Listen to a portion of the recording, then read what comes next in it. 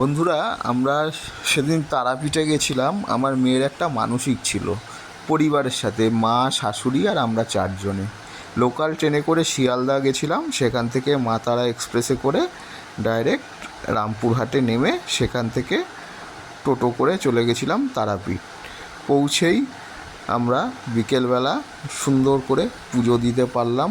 খুব ভালো ব্যবস্থা, সুন্দর পুজো দিয়ে তারপর একটু শ্মশানের দিকে একটু ঘুরে বেড়ালাম। তারাপীঠের শ্মশানটা আগে যেমন গেলে একটা ভয় ভয় লাগতো, ফাঁকা ফাঁকা থাকতো, এখন প্রচুর লোক। অনেক বছর পর তারাপীঠে গেছি, আর পুরো শ্মশানটাই বাঁধিয়ে দিয়েছে। আপনার বেশ একটা অন্যরকম শান্তি লাগবে ওখানটা গেলে, ভালোই লাগলো। বিকেলটা ওইভাবে কাটলো।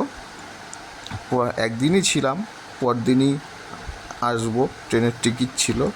তো ঘুরে আমরা পরদিন দুপুরে খাওয়া দাওয়া করে বেরিয়ে এসেছি একই ট্রেনে। ধন্যবাদ ভিডিওটি দেখার জন্য।